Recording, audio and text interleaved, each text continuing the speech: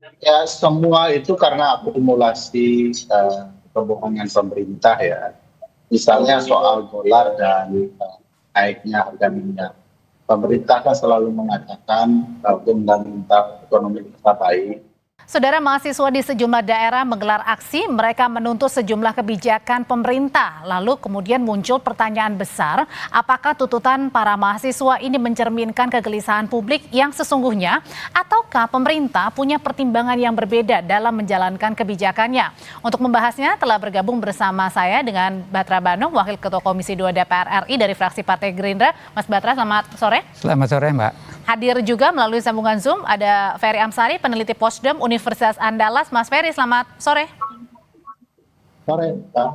Mas Ferry, dari gelombang aksi demonstrasi yang terjadi kemarin dilanjutkan lagi hari ini, apakah ini merupakan puncak mencerminkan keresahan publik terhadap ekonomi kita?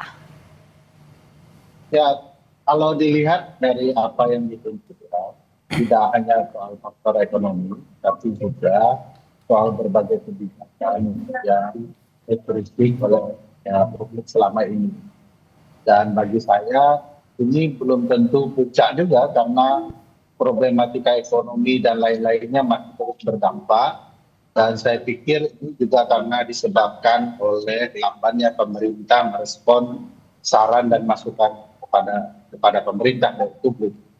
Jadi tentu saja ini bagian dari akumulasi berbagai peristiwa ya, terutama bahkan kan ada tuntutan untuk tidak banyak terlalu bicara kepada presiden, tetapi fokus kepada kerja yang membuat penyelenggaraan makin baik. Apa yang menurut Anda, Mas Ferry, yang paling meresahkan sehingga mahasiswa akhirnya turun ke jalan? Apakah karena pelemahan dolar nilai tukar rupiah, ataukah justru karena kenaikan mendadak Pertamax beberapa hari lalu, atau ada faktor-faktor lainnya yang memicu nih kemarahan dari mahasiswa sehingga mereka turun ke jalan di beberapa daerah? Ya, semua itu karena akumulasi kebohongan pemerintah ya. Misalnya soal dolar dan naiknya harga minyak. Pemerintah kan selalu mengatakan fundamental ekonomi kita baik, kita sedang tidak bermasalah soal itu. Tapi faktanya malah meresahkan publik, harga BBM naik dan kemudian disusul pasti saja harga kebutuhan pokok yang bagi saya akan berdampak kepada publik. Harusnya pemerintah mengakui saja ada kealpaan, kesalahan dalam tata kelola ekonomi dan memohon kepada publik untuk mengerti dan memperbaiki beberapa kealpaan. Misalnya MBG ya, kan itu uang yang sangat banyak. Kalau kemudian dialihkan uang yang banyak itu kepada kebutuhan publik, saya yakin mungkin Indonesia dari segi ekonomi tidak akan terlampau menyusahkan publik meskipun cengkeraman ekonomi global terus menyerang berbagai bangsa ya, termasuk Indonesia. Jadi ini juga soal faktor kepemimpinan dan sikap anti kritik dari pemerintah. Ada sikap kepemimpinan anti kritik dari pemerintah, Mas Batra, dan juga tadi adanya mungkin sesuatu hal yang kurang puas dari mahasiswa dan juga masyarakat sehingga membuat mereka turun ke jalan. Pertanyaannya, apakah ketika tata kelola ekonomi kita diperbaiki seharusnya mahasiswa ini menjadi puas dan tidak turun ke jalan? Berarti artinya ada miss di sini. Ya, saya ingin menyampaikan bahwa apa yang dilakukan oleh adik-adik mahasiswa hari ini terkait turun ke jalan, dan itu menurut hemat kami sesuatu yang diperbolehkan, tidak dilarang, karena memang negara kita kan negara demokrasi dan patut kita syukuri bahwa kita salah satu negara demokrasi terbesar. Maka yang namanya negara demokrasi, meskipun kabarnya katanya sempat dihalau juga itu. Namanya negara demokrasi tentu berbeda pandangan itu adalah keniscayaan, hal yang lumrah, dan ini terus harus dipelihara sebagai bangsa demokrasi. Dan saya pikir Pak Prabowo berkomitmen ya, bahwa setiap kritikan, masukan, pandangan, beliau selalu menyampaikan terima kasih, karena itu juga bagian daripada mengontrol pemerintah agar tetap di rule yang benar.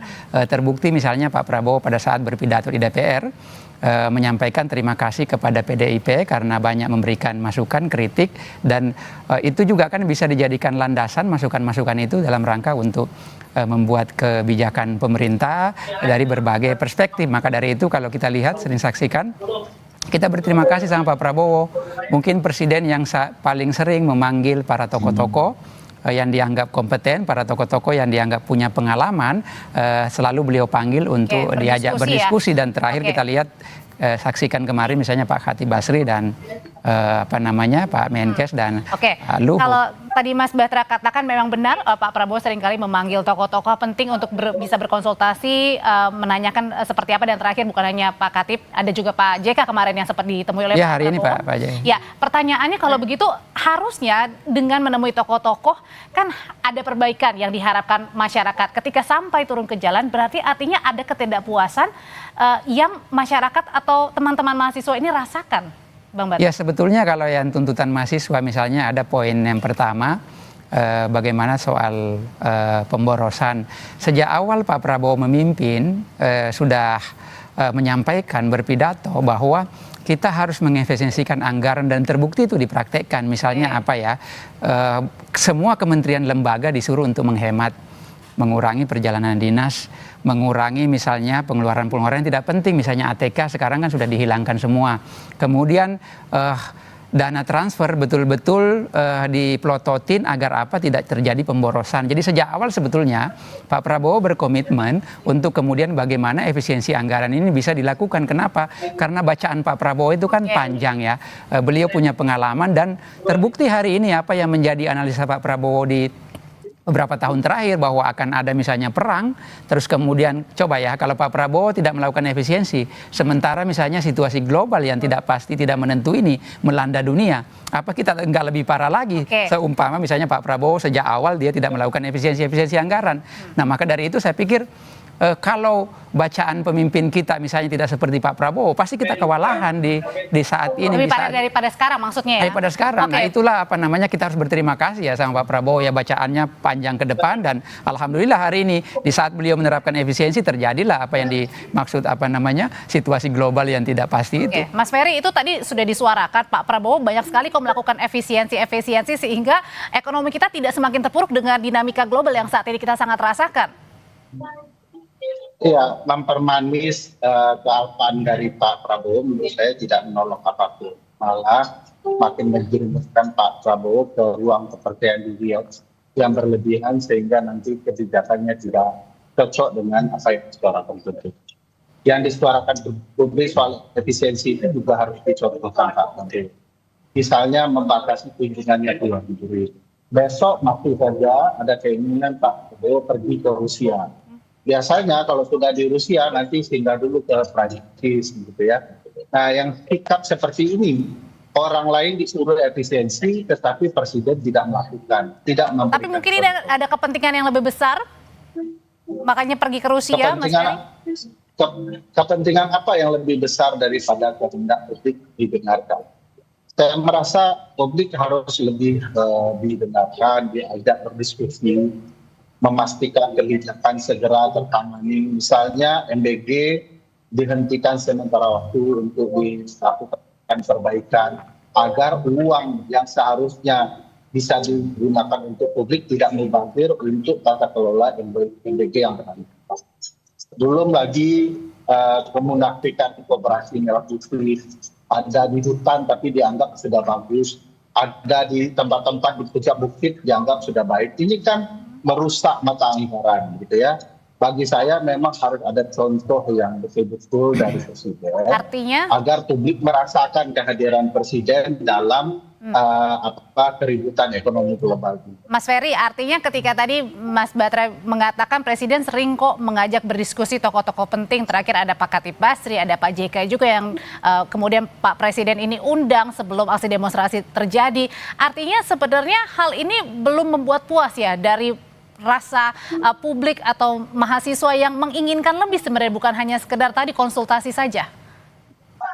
Saya tidak ingin dalam hal ini mengajakkan presiden. pemimpin yang baik itu harusnya mendengarkan sesuatu yang kadang-kala tidak menyenangkan diri. Mengundang orang-orang seperti Pak Hakim yang lain gitu ya, hanya untuk didengarkan apa yang ingin didengarkan, tidak akan memberikan kebijakan yang baik. Sekali waktu Presiden harus mendengarkan apa yang disampaikan mahasiswa yang tegas-tegas melihat ada problematika serius dalam kebijakan kita. Itu mungkin tidak akan menyenangkan Presiden, itu mungkin tidak akan membuat Presiden tersenyum apalagi tertawa. Tetapi itu sudah pasti bisa membuat Presiden mampu memilih pilihan terbaik untuk kebijakan. Jadi ada kalanya Presiden harusnya memanggil orang-orang yang betul menggunakan pendekatan ekonomi yang di titik tertentu ekstrim terdengar bagi Presiden, karena misalnya menghentikan MBG sementara waktu itu sepertinya ekstrim bagi Presiden. Dan Presiden punya kecenderungan selalu ingin mempertahankan sesuatu karena gengsi. Begitu ditangkap Pak Dadan gitu ya, lalu besoknya dia sudah ceramah bahwa dia akan mempertahankan ini, dan seolah-olah menganggap kesalahan Pak Dadan bukan kesalahan dia. Dia lupa yang menunjuk Pak Dadan adalah dia sendiri gitu ya. Nah, di titik ini yang menurut saya sangat penting untuk disadari oleh Pak Presiden. Oke.